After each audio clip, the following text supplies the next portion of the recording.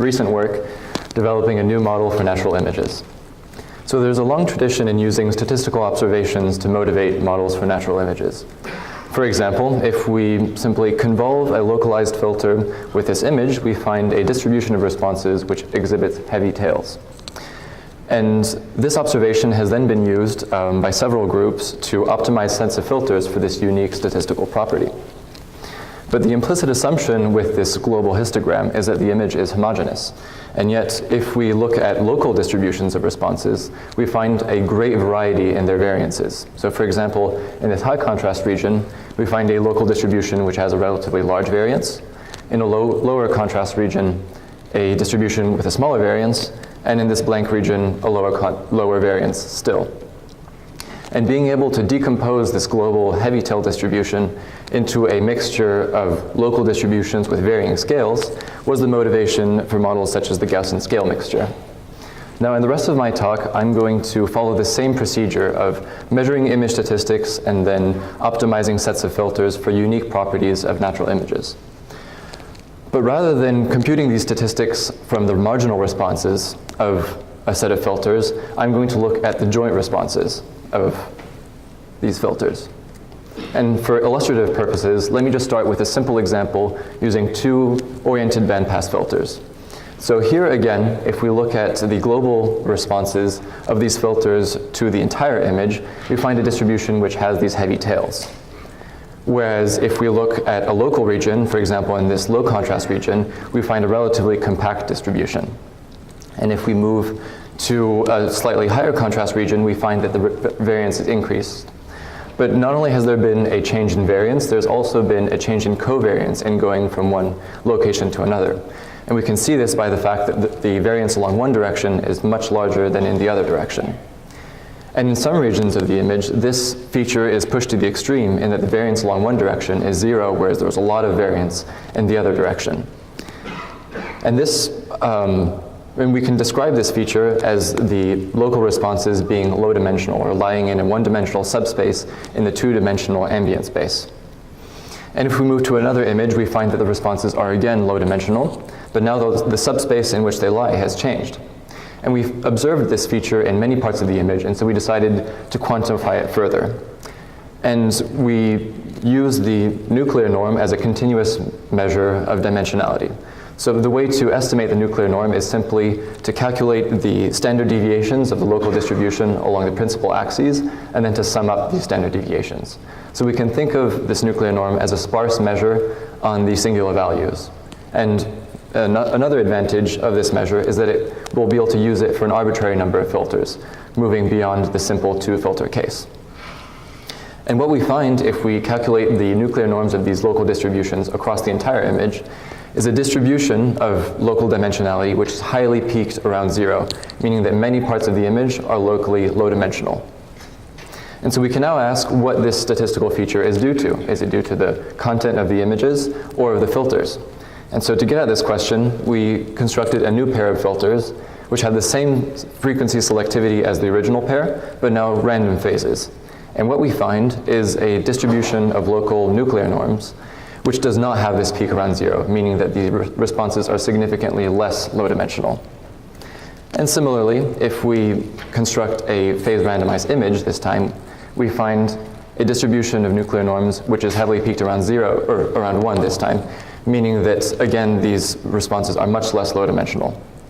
And perhaps unsurprisingly, if we compute the responses of random filters to a random image, we don't find this property of local low dimensionality.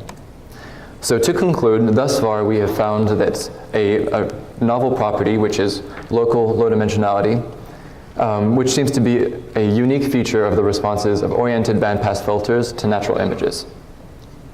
But we can now ask, in the more general case for arbitrary numbers of filters, what is the optimal set of filters for producing locally low dimensional responses?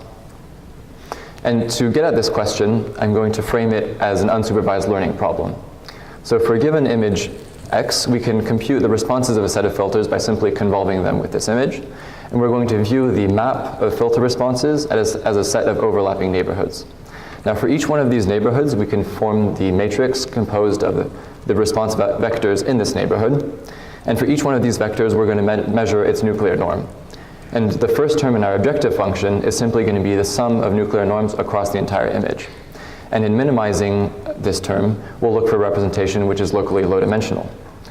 Now, unfortunately, if we simply optimize for this term, we'll quickly find a globally low-dimensional representation by simply setting all filters to 0.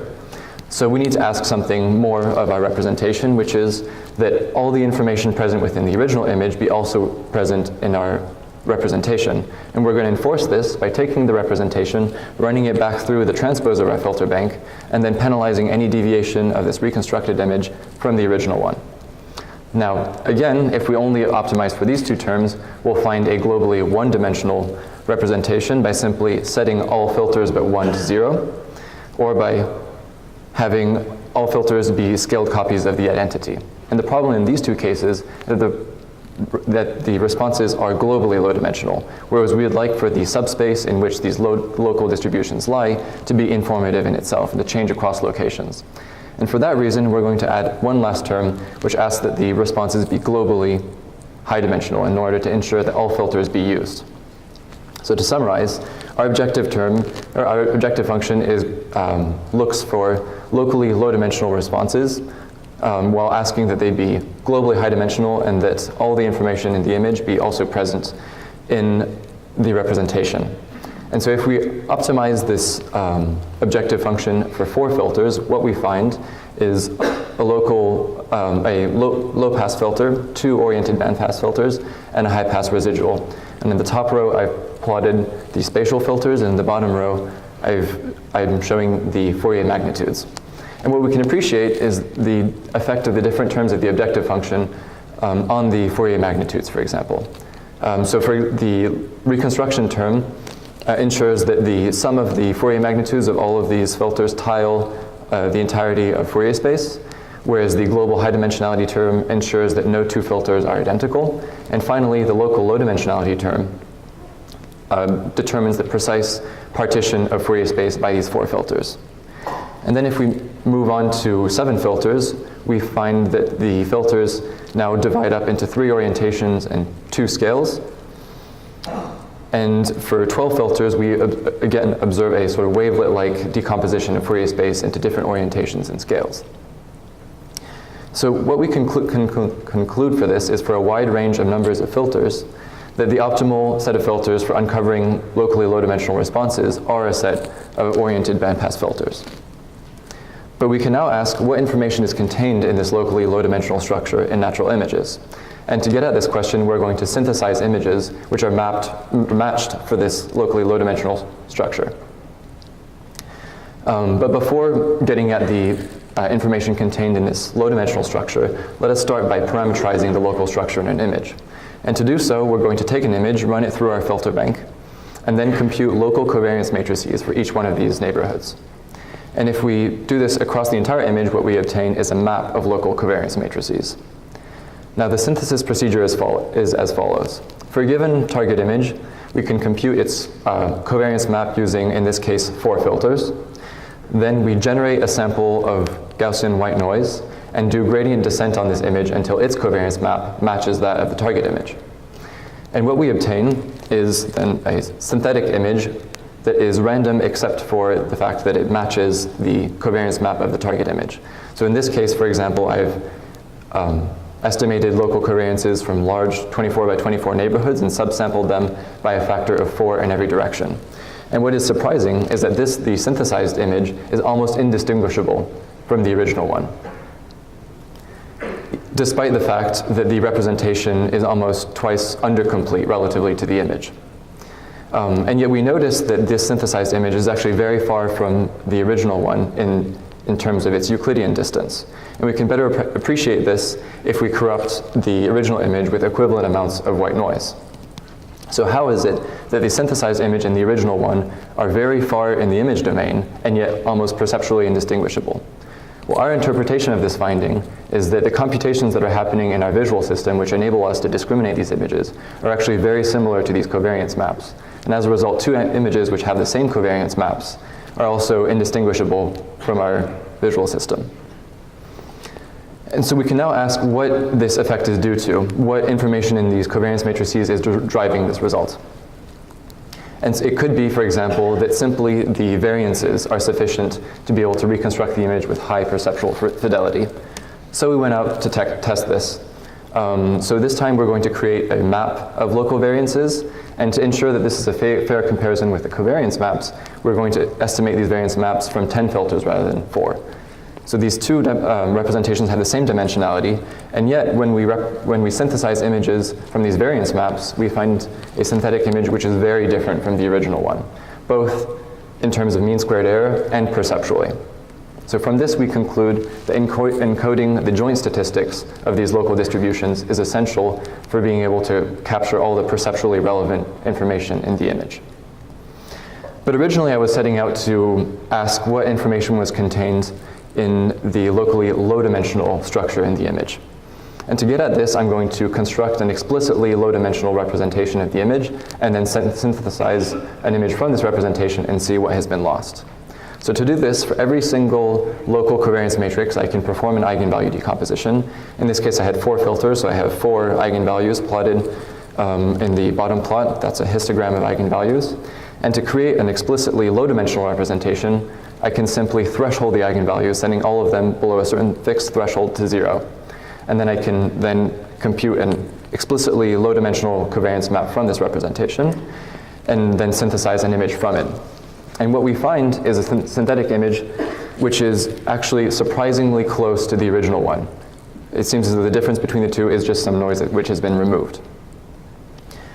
And I can emphasize this point even further by now doing the opposite operation. So now I'm going to make an image locally more high dimensional by taking the square root of these local eigenvalues, making them more high dimensional locally, and then again synthesizing an image from this explicitly high dimensional representation.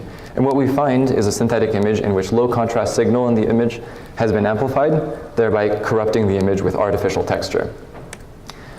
So from this we can conclude that locally low-dimensional covariance structure captures all of the perceptually relevant information in natural images. So now, to conclude, we found that the responses of oriented bandpass filters to natural images exhibit a unique property of local low-dimensionality, and we're able to use this property to optimize a set of filters to uncover this property. Our synthesis experiments showed that all of the perceptually relevant information in natural images is captured by this local low-dimensional structure.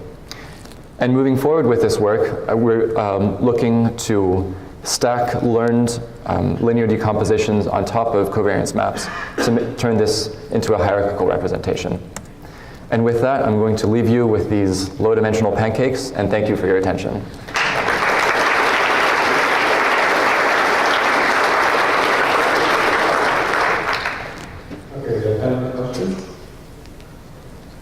I'll ask one to start off. So, to what extent is this effect dependent on the choice of the neighborhood size? And sort of the flip side of that question is there a sensible way to go about choosing the neighborhood size for this local analysis? Absolutely. So, yeah, what I didn't show you is that if you estimate these local covariances using a much denser map, so evaluating them over small regions and then not subsampling them as much, what you would get is actually almost perfect reconstruction. So in that case, both in terms of mean squared error and perceptually, the synthesized images are identical. So the choice is basically what you're going for, either perceptual reconstruction or full reconstruction of the original image. So in the last experiment, it looked like you're getting aliasing, which was kind of an artifact, right, of the cutoff. I interpret, so let's in the... You said texture, it looks just like